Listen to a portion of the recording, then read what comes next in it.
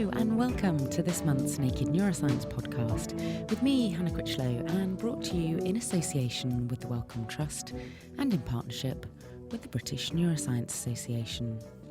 This month, we're touring through my favourite neuroscience nuggets for 2013, including finding out about the science of funny. I visited a laughter clinic to find out if faking giggles can stimulate the same brain circuits as a real laugh.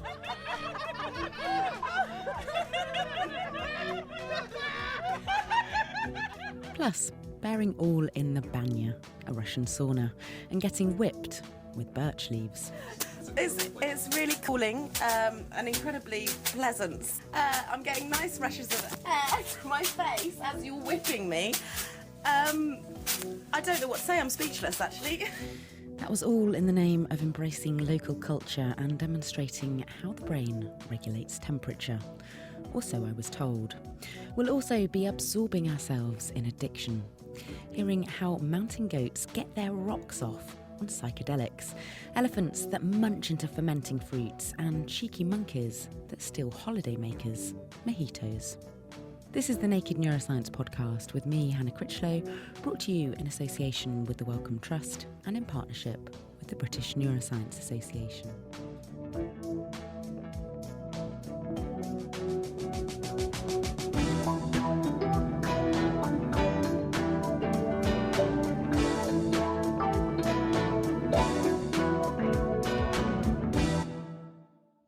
Before launching into the Naked Neuroscience Tour for 2013, let's kick off the programme by catching up with psychiatrist and pharmacologist Professor David Nutt from Imperial College London to find out his top neuroscience nuggets for the year, starting with number 5. The Festival of Neuroscience, the BNA Festival of Neuroscience, which I helped coordinate. First time we've ever done it. Fantastic display of British and international neuroscience. Wonderful series of lectures, posters, symposia, and of course in parallel, the truly stunning public engagement process attracted even more people than the festival put on by the Wellcome Trust. So that was a truly memorable period of 4 days in London in April. So the second thing I would say is rather different, and this year has seen a very unique discovery in relation to the treatment of addiction. And a drug called nalmefene has been licensed, and it's to help people cut down their drinking. It's the first drinking modulator that's ever been put on the market. And this is very thrilling for me because it changes the whole paradigm in how we consider treating people who drink too much. And we all know people that actually don't want to be alcoholic, don't want to drink too much, but lose control. And this drug helps them, we think, gain control. So this is a truly radical innovation. It sets quite interesting challenges to neuroscientists to work out whether how it's working. Does it actually improve self-control? Does it reduce reinforcement and craving? That's not understood yet. But it's a first of its class, and it could be very, very advantageous to millions of people worldwide who would like to have sensible drinking. They don't want to binge, but they can't hold it together when they start. Thanks to David Nutt. Back in the summer of 2013, I had laughter on the brain. Quite a few of you got in touch asking about fake versus real laughter and the contagious power of giggles. In order to investigate this, I visited a yogic laughter clinic hosted under a chestnut tree on a lush green in Cambridge. I spoke with Zoe Harris, who hosts the sessions, to find out why clinics like these are proving so popular. So, laughter yoga was invented by Dr. Madan Kataria in 1995 in India. And his philosophy behind it was, as a medical doctor, he wanted his patients to improve psychologically, but without the use of drugs. So he found an article about how laughter, even fake laughter, can trick the brain into feeling more happy. And so he researched this a bit, and he started trying to get this group together in the park and they met and they told jokes to each other, and they had a bit of fun for a few weeks. Then the jokes got out of hand, got a bit inappropriate, and so he developed a series of exercises that would just help promote laughter.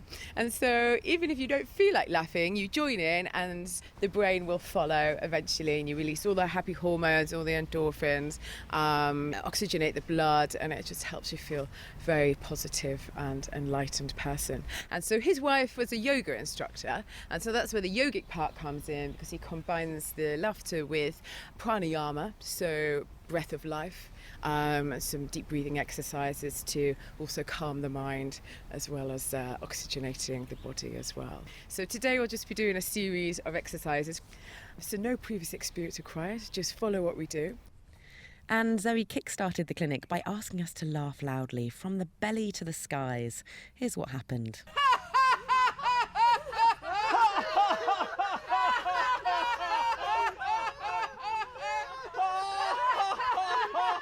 We were then asked to laugh to all 4 points of the compass. And by the time we'd reached the west, it was like a pack of hyenas had hit the park. You might be able to pick out my cackling contagiously and uncontrollably amongst the crowd.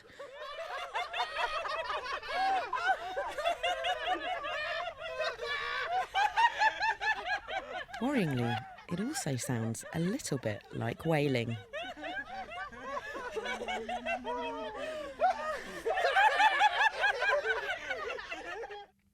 So what was happening here? Why did fake laughter trigger the real deal?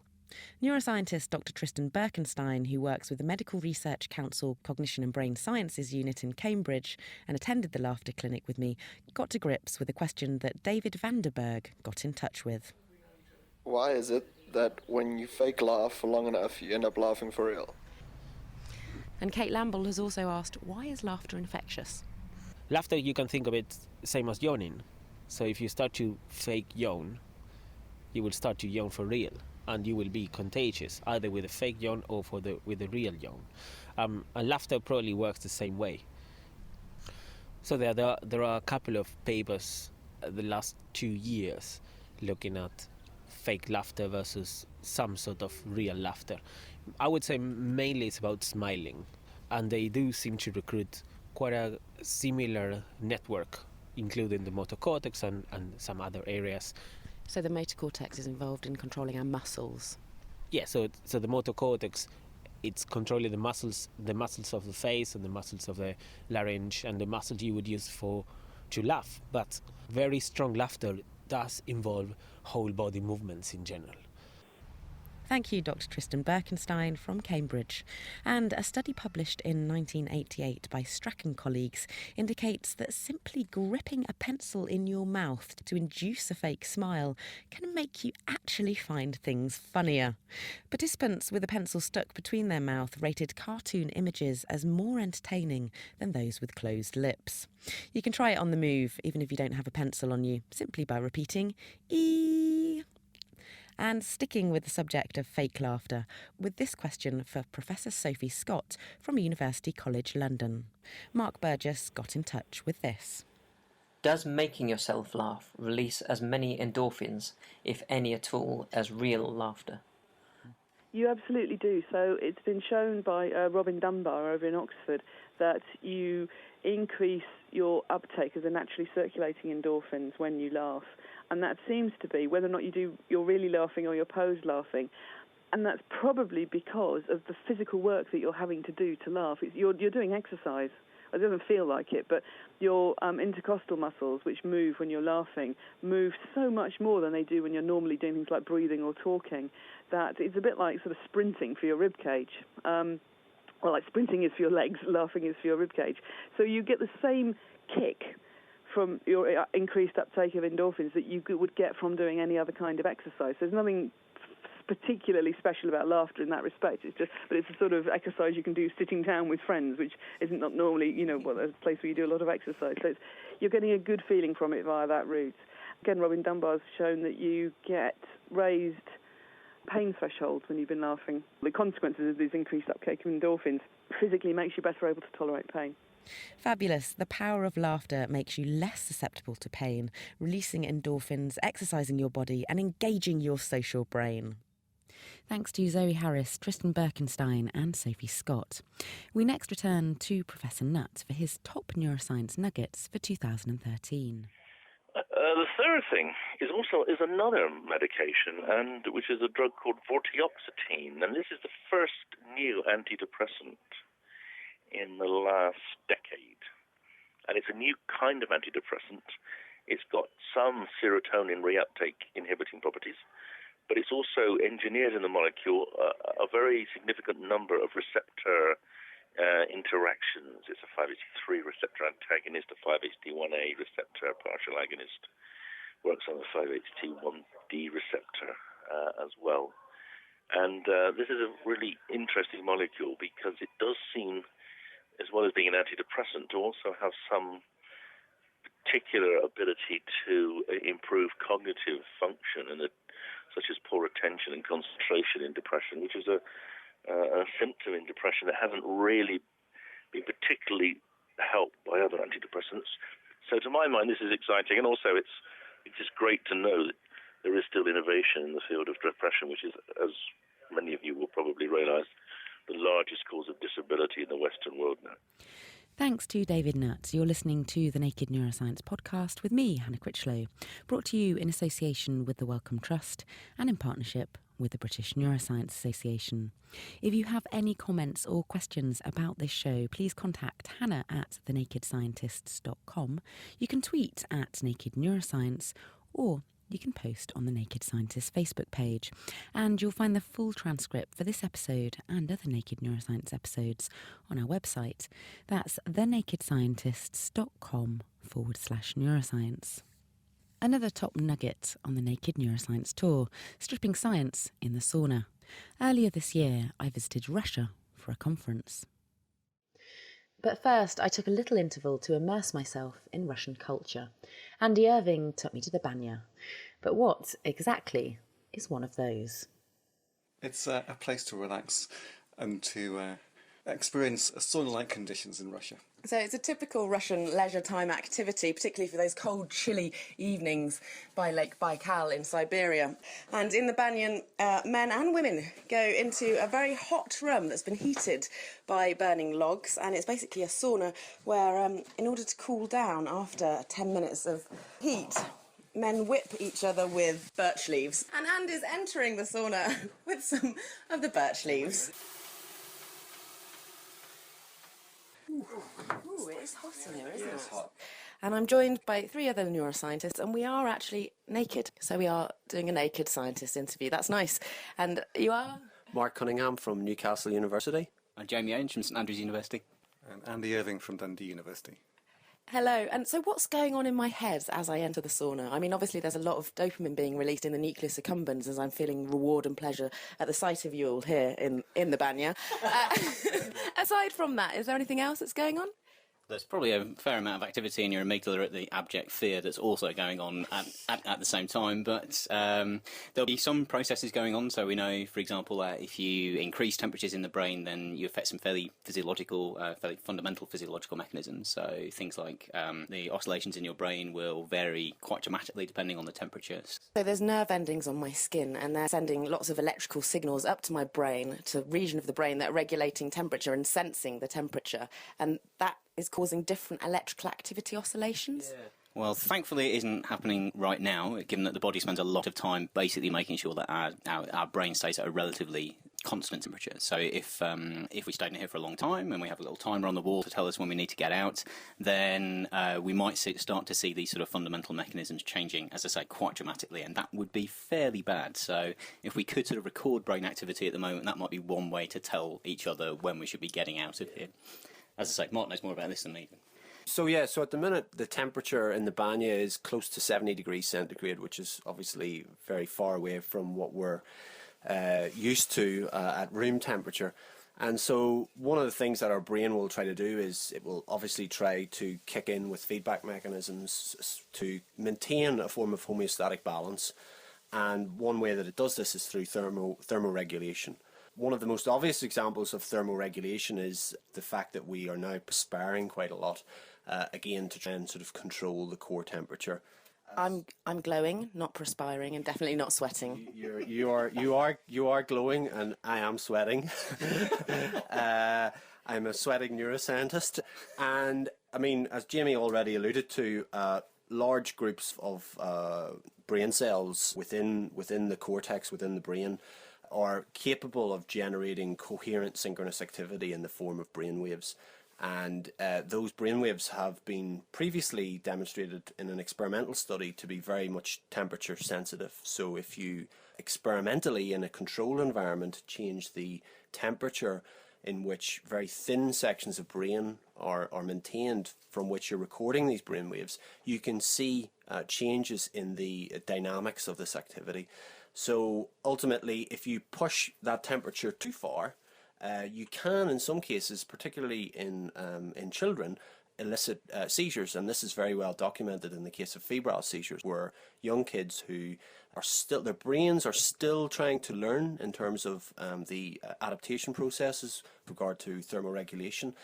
If their temperature rises due to a fever, out of physiological ranges, it can actually elicit a febrile seizure. So a seizure is like a kind of epileptic fit, Yes, kind of like on the floor, shaking uncontrollably. Yes.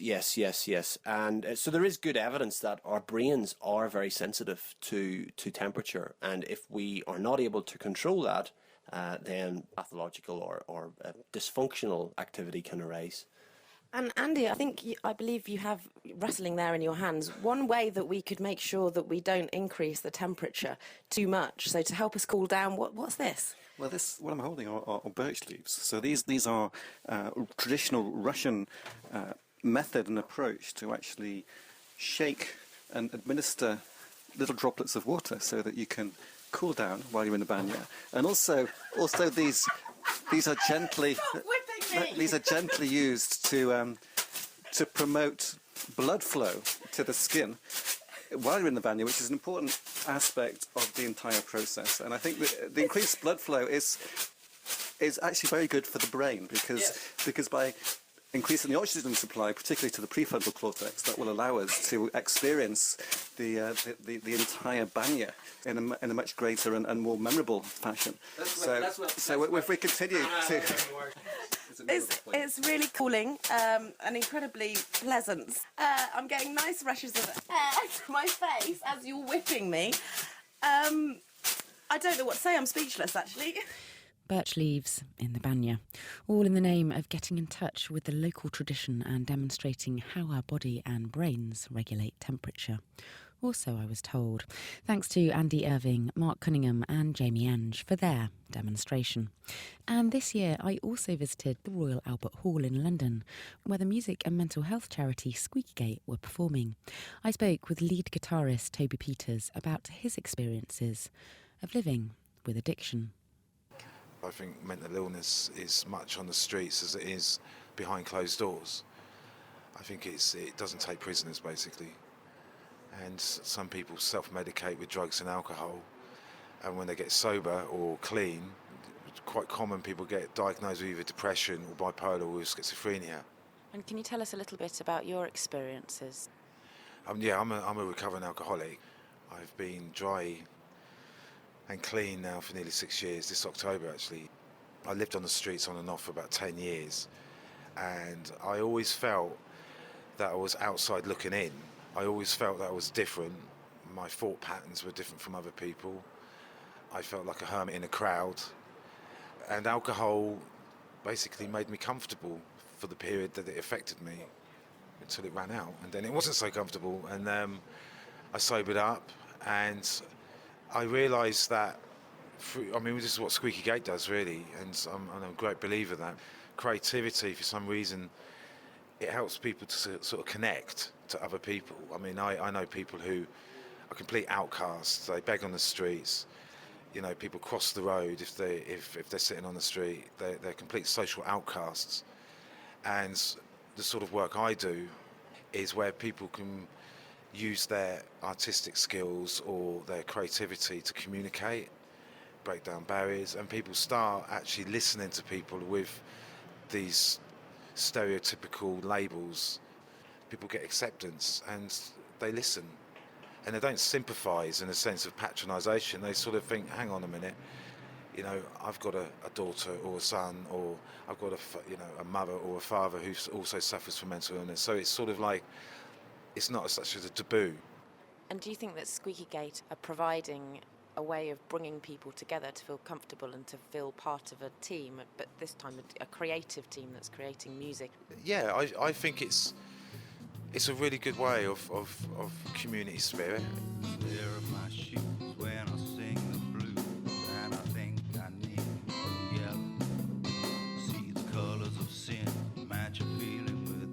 It's a laugh, it's fun, and I think what's really important, it breaks down barriers for the outside world as such to come in and see what people are doing. And we're celebrating that the fact is we're not intimidated by labels. We're not, take us what you see. And I think that's really important. It's very empowering. I think, I am a recovering alcoholic and I will be for the rest of my life. Whatever caused me to drink myself nearly to death is irrelevant now. What's relevant is the fact is I choose not to drink. I have found people who support me and understand me and give me encouragement.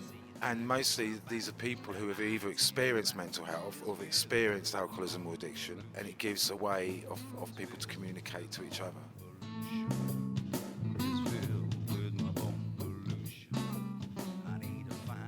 So Toby uses creativity to help beat addiction and social isolation. We've had loads of questions in on the topic of addiction, so to answer a few of them, I spoke with Dr. Amy Milton at Cambridge University. Linseed Larson got in touch to ask, some people seem to get addicted to certain drugs, but others just don't. Why is this? Many people use drugs of abuse and they never become addicted. So alcohol is a really good example. Most people will go down to the pub, have a few drinks after work, and it's not ever a problem for them. But there are certain populations of people who have vulnerabilities.